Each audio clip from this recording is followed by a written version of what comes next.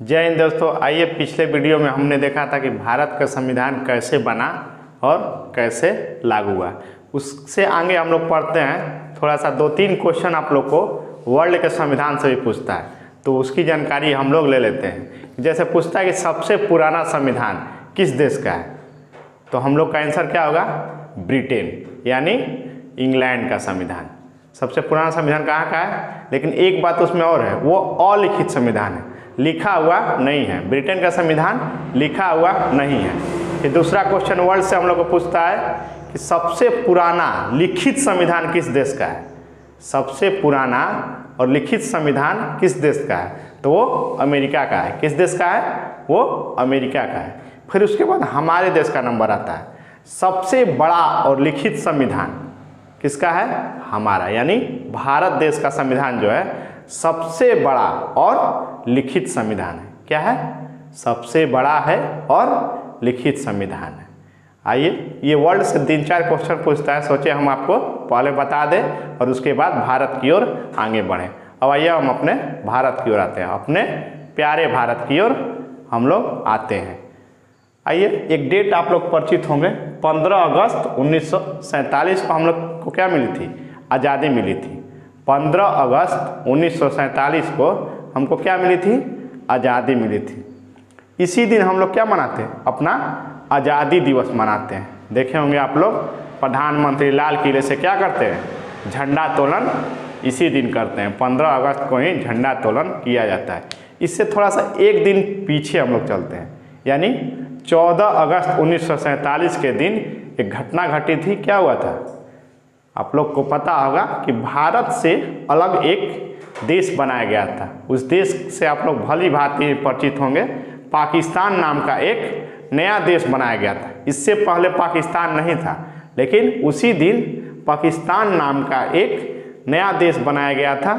आप लोग को शायद जानकारी होगी कि भारत का जो बंटवारा हुआ था, लॉर्ड माउंटबेटन की योजना के माध्यम से ही भारत का बंटवारा किया गया था। और 14 अगस्त 1947 को भारत 2 भागों में क्या हो गया था? बांटा गया था। एक तरफ पाकिस्तान, जिसका नेतृत्व कौन कर रहा था? जिन्ना महोदय, और एक तरफ भारत, जिसका नेतृत्व कर रहे थे हमारे पहले पीएम पंडित जी, पंडित जवाहरलाल नेहरू। और ये पाकिस्तान क्या हो गया? एक नया देश बन गया। ये हमेशा हम लोग को धमकी देते जा रहा है, जैसा लगता है कि हम लोग इसके क्या हैं, इसको हम लोग पैदा नहीं किए हैं, हम ही कोई लोग लगता है कि पैदा किया है। इसको समझना चाहिए इस बात को। ये बार बार क्या कीजिएगा, बच्चा नालायक निकल गया है। कोई बच्चा क्या होता है? नालायक निकल जाता है। कोई गांव में सुना होगा कि हमारा बेटवा बड़ी बदमाश होता है, और सही क्या आ गया? पाकिस्तान जो है ना, नालायक बच्चा निकल गया है भारत का। आइए, इसको कई बार हम लोगों ने सीधा करने की कोशिश किया। आप लोगों ने घटना सुना होगा, हमारी एक पीएम थी श्रीमती इंदिरा गांधी। क्या नाम था? श्रीमती इंदिरा गांधी। उन्होंने एक बार 1971 में क्या किए थे? पाकिस्तान को ही 2 भाग में बांट दी थी। वहीं देखते होंगे आप बांग्लादेश, उस समय उसको बोला जाता था पूर्वी पाकिस्तान। क्या बोला जाता था? पूर्वी पाकिस्तान बोला जाता था। और उन्होंने इसको 2 भाग में अलग करके पाकिस्तान से भी एक नया देश बनवा दिया। उसका क्या नाम था? बांग्लादेश। उस समय पाकिस्तान के 92,000 सैनिकों को हमारी आर्मी ने क्या किया था? बंदी बना लिया था। 92,000 सैनिकों को, ये छोटा आंकड़ा नहीं होता है, 92,000 एक बड़ा आंकड़ा होता है। वो सैनिक घुटने के बल आके माफ़ी मांग रहे थे, हमको जिंदा छोड़ दीजिए। लेकिन भारत क्या है? भारत एक शांति प्रिय देश है, और भारत ने उनको छोड़ दिया। छोड़िए, हम उसके आगे बढ़ते हैं। कभी आप लोग ये सुने होंगे, हमेशा धमकी देते रहता है कि परमाणु मार देंगे, ये मार देंगे, वो मार देंगे। लेकिन छोटा आदमी जब रहते हैं तो बड़ी बड़ी बातें बोलते हैं। हम लोग क्या है? भारत एक बड़ा देश है, लेकिन पाकिस्तान क्या है? छोटा देश है, इसलिए वो बोलते रहता है। आइए हम लोग आगे बढ़ते हैं। कहाँ? 26 नवंबर 1949 को क्या हुआ था? हम अपना संविधान अपनाए थे। क्या किए थे? हमारा जो संविधान बना था, किसने बनाया था? संविधान सभा ने। उसको हम लोग कब अपनाए थे? 26 नवंबर 1949 को हम अपनाए थे। इसी दिन एक क्वेश्चन पूछता है कि विधि दिवस कब मनाया जाता है? तो 26 नवंबर को हमारे यहाँ क्या मनाया जाता है? विधि दिवस मनाया जाता है। उसी दिन हमारा संविधान अपनाया गया था और कुछ भाग को लागू कर दिया गया था, जैसे नागरिकता संबंधित जो भाग था उसको लागू कर दिया गया था। मतदान का अधिकार, ये सबको 26 नवंबर 1949 को ही लागू कर दिया गया था, लेकिन पूरे संविधान को लागू नहीं किया गया था। पूरे संविधान को लागू कब किया गया? 26 जनवरी 1950 को। 26 जनवरी 1950 का हमारा संविधान पूरे भारत में, पूरे देश में पूर्ण रूप से लागू कर दिया गया। और इसी दिन हम लोग गणतंत्र दिवस मनाते हैं। क्या मनाते हैं? यानी हम गणतंत्र हो गए। यानी अब हमारे यहाँ क्या होगा? चुनाव होगा। हमारे यहाँ क्या होगा? चुनाव होगा, यानी हम गणतंत्र हो गए। हमारा अपना क्या हो गया? संविधान हो गया, हमारा अपना नियम हो गया। अब हमारा देश हमारे संविधान के अनुसार चलेगा, ना कि अंग्रेजों के अनुसार चलेगा। अब हम अपने संविधान के अनुसार अपने देश को चलाएंगे। इस दिन आप लोग देखे होंगे कि गणतंत्र दिवस को लाल किला से राष्ट्रपति झंडोत्तोलन करते हैं, क्योंकि उस दिन संविधान का दिन रहता है। इसीलिए संविधान में प्रथम नागरिक राष्ट्रपति को बताया गया है। इसीलिए उस दिन झंडोत्तोलन कौन करता है? आप लोग देख रहे होंगे, प्रधानमंत्री नहीं करते हैं। प्रधानमंत्री कब करते हैं? 15 अगस्त को। राष्ट्रपति 26 जनवरी को। झंडोत्तोलन का कार्य राष्ट्रपति उस दिन संपन्न करते हैं। हम यही देखिए लिख दिए हैं, 26 जनवरी 1950 को संविधान क्या हुआ था? लागू हुआ था। अब आइए आगे बढ़ते हैं कि संविधान में कितने चीज़ों को शामिल किया गया। तो हमारा मूल संविधान में, मूल संविधान कहने का मतलब जो संविधान 26 जनवरी 1950 को लागू हुआ था उसको मूल संविधान बोलते हैं। मूल संविधान में 22 भाग, कितना भाग? 22 भाग, 395 अनुच्छेद और 8 अनुसूची को शामिल किया गया था। देखिए हम यहाँ लिख दिए हैं, मूल संविधान में 22 भाग, 395 अनुच्छेद तथा 8 अनुसूची को शामिल किया गया। कितना अनुसूची? 8 अनुसूची को। लेकिन अभी जो वर्तमान संविधान है उसमें हम लोग,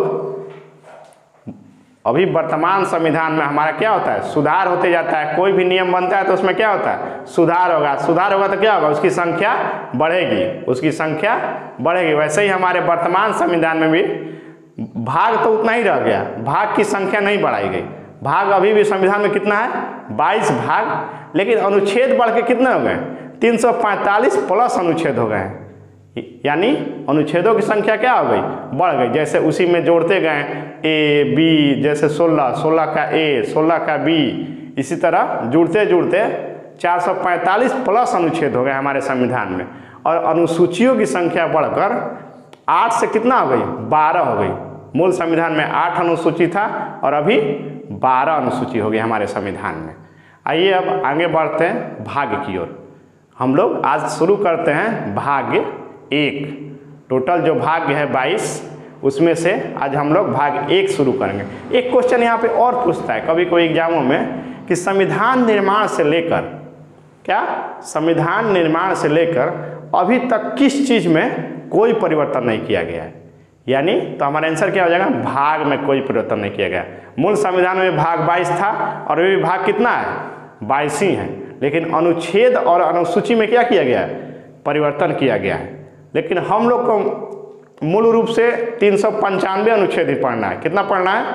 395। अगर पूछेगा संविधान में मूल रूप से कितने अनुच्छेद हैं तो 395 अनुच्छेद। वैसे कहने के लिए देखिए हम यहाँ पे लिख दिए 445 अनुच्छेद और 12 अनुसूची है, तो हम लोग को 445 अनुच्छेद नहीं पढ़ना है, हम लोग को 395 अनुच्छेद ही पढ़ना है। और उसमें भी हम लोग जो एग्जाम व्यू से इम्पोर्टेंट है वही चीज़ को पढ़ते हैं।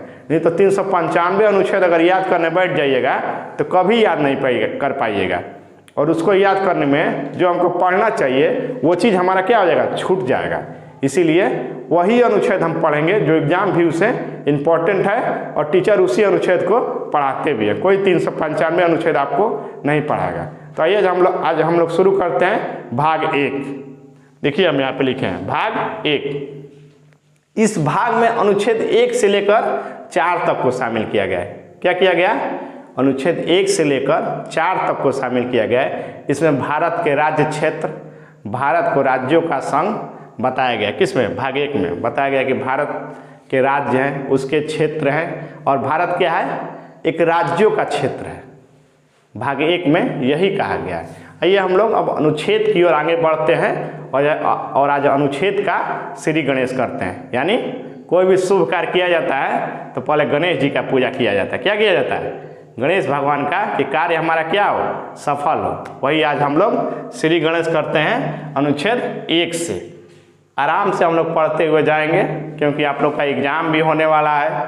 बिहार दरोगा का एग्जाम है, NTPC का मेंस होने वाला है, ग्रुप डी का भी एग्जाम का टीचर कोशिश कर रहे हैं कि सरकार से क्या किया जाए, डेट लिया जाए ग्रुप डी का भी। उसके लिए टीचर अलग अलग टीचर अपना मुहिम भी चला रहे हैं, ट्विटर के माध्यम से।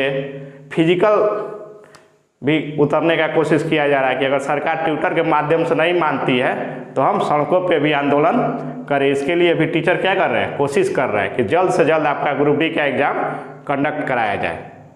आइए हम लोग उसके लिए पहले से ही क्या करना है, ऐसा ना हो कि एग्जाम का डेट आ जाए और हमारा तैयारी ही नहीं है। इसके लिए हमको क्या करना है, अपना पढ़ाई कंटिन्यू करते रहना है। तो आइए हम लोग देखते हैं अनुच्छेद 1 से। कहाँ से? 1 से। अनुच्छेद 1 में मूल रूप से कहा गया कि भारत क्या है, राज्यों का संघ है। यानी राज्यों को मिलाकर एक संघ बनाया गया है और इसका नाम क्या रखा गया है, भारत। यही आपको 1 में ही जानना है कि कहा गया है कि भारत क्या है, राज्यों का संघ है। और अनुच्छेद 1 में कुछ नहीं किया गया। उससे आगे बढ़ेंगे क्या, अनुच्छेद 2। अनुच्छेद 2 में कहा गया है कि संसद कौन, क्योंकि कोई भी सुधार करना होता है तो कौन करती है, संसद। कोई भी नियम कौन बनाती है, संसद। किसी भी चीज देश में सुधार करना है तो संसद को ही हक है कि वो सुधार कर सकती है संविधान में, और कोई भी चीज़ हटा सकती है या जोड़ सकती है। तो वही अनुच्छेद 2 में कहा गया है कि संसद को यह अधिकार है, क्या है, संसद को यह अधिकार है कि अगर कोई नया राज्य भारत में शामिल होना चाहता है तो उसे क्या करेगी, संसद शामिल करेगी। किसके माध्यम से, अनुच्छेद 2 के माध्यम से। जैसे देखिए अभी पाकिस्तान है, अगर ये बाद में आकर हम में शामिल होना चाहेगा या हम इसको शामिल करेंगे किस अनुच्छेद के तहत, 2 अनुच्छेद के तहत। इसीलिए तो हम लोग संविधान में अनुच्छेद दिए हैं, क्योंकि हम लोग को पता है कि भगवान कृष्ण ने गीता में क्या कहा। गीता में एक बहुत अच्छी बात कही गई है कि जो पैदा होता है उसकी मृत्यु निश्चित है। इसीलिए पाकिस्तान पैदा हुआ है, उसकी मृत्यु निश्चित है। लेकिन ये कोई नहीं बता सकता है कि भारत कब पैदा हुआ है। कोई भी इतिहासकार नहीं है जो बता दे कि भारत कब पैदा हुआ है। लेकिन पाकिस्तान तो सभी लोग जानते हैं कि पाकिस्तान कब पैदा हुआ। 14 अगस्त 1947 को जन्म हुआ है, और भगवान श्री कृष्ण ने कहा था गीता में कि जो पैदा होता है उसकी मृत्यु क्या है, निश्चित है। इसीलिए तो हम लोग ये अनुच्छेद 2 रखे हुए हैं अभी तक। इसको बड़ी संभाल के संसद रखी हुई है उसी के लिए, क्योंकि कोई भी नए राज्य, जैसे आप एग्जाम्पल ले सकते हैं गोवा, आज़ादी के बाद भी गोवा भारत में नहीं था, उस पर पुर्तगालियों का कब्जा था, और सन 1962 ईस्वी में भारतीय सेना ने उसको भारत में शामिल कराया। उस तरह एक और एग्जाम्पल ले सकते हैं सिक्किम। 1975 ईस्वी में सिक्किम को भी भारत में शामिल किया गया था। वो क्या था, एक नया राज्य था। यही बात की चर्चा अनुच्छेद 2 में कही गई है। लेकिन इसमें एक और बात लिखा गया कि इन सब कार्य करने से पहले, क्या, ये सब कार्य करने से पहले संसद को राष्ट्रपति से पूर्व अनुमति लेनी पड़ेगी। यानी कार्य करने से पहले राष्ट्रपति से अनुमति जरूरी है। बिना राष्ट्रपति की अनुमति के ये कार्य नहीं हो सकता है। ये 2 नंबर अनुच्छेद में ये लिखा गया है साफ साफ, क्योंकि राष्ट्रपति की अनुमति क्या इस कार्य के लिए जरूरी है। फिर हम लोग आगे बढ़ते हैं अनुच्छेद 3 की ओर। अनुच्छेद 3 में कहा गया है कि संसद को यह अधिकार है, किसको, संसद को यह अधिकार है कि पुराने राज्यों के नाम, यानी किसी पुराने राज्य का नाम चेंज करना है तो हम किसके माध्यम से करेंगे, अनुच्छेद 3 के माध्यम से। या पुराने राज्य को काट कर एक नया राज्य बनाना है, क्या, पुराने राज्यों को काट कर एक नया राज्य, यानी उसके क्षेत्र में क्या करना है, परिवर्तन करना है। या तो उसका नाम बदलना है या उसके क्षेत्र में क्या करना है, परिवर्तन करना है। तो इसके लिए हमको किसकी जरूरत पड़ेगी, अनुच्छेद 3 की जरूरत पड़ेगी।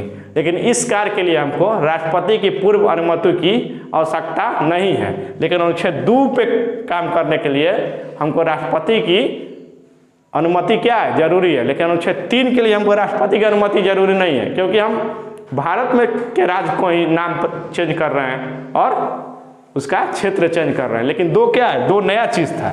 इसमें नया राज्य भारत में शामिल हो सकता है और 3 में क्या है, पुराना राज्य शामिल हो सकता है।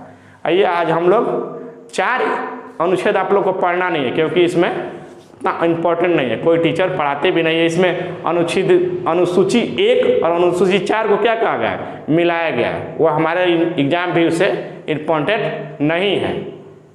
आज हम लोगों ने भाग 1 को आराम से पढ़ा। ये 3 ही अनुच्छेद हम लोग को भाग 1 में क्या करना था, पढ़ना था। और वैसे ही हम लोग धीरे धीरे आराम से पढ़ते चलेंगे। आपको लोगों का एग्जाम को देखते हुए ये सीरीज लगातार चलता रहेगा। ये पार्ट 2 है और पार्ट 1 हम लोग का वीडियो अपलोड है। आप अगर उसको नहीं देखे हैं तो पहले उसको देखिए, उसके बाद इस वीडियो पे आइए, नहीं तो आपको अच्छा से समझ में नहीं आएगा। पहले पार्ट 1 देखना जरूरी है, उसके बाद ये पार्ट 2 है। आप लोग इसका स्क्रीनशॉट लीजिए और थोड़ी देर के लिए हम हट जा रहे हैं। ले लिए। उसके बाद हम लोग कल अगली कक्षा में एक नए वीडियो के साथ यानी भाग 2 लेकर हाजिर होंगे कल की कक्षा में। जय हिंद दोस्तों, कल मिलेंगे।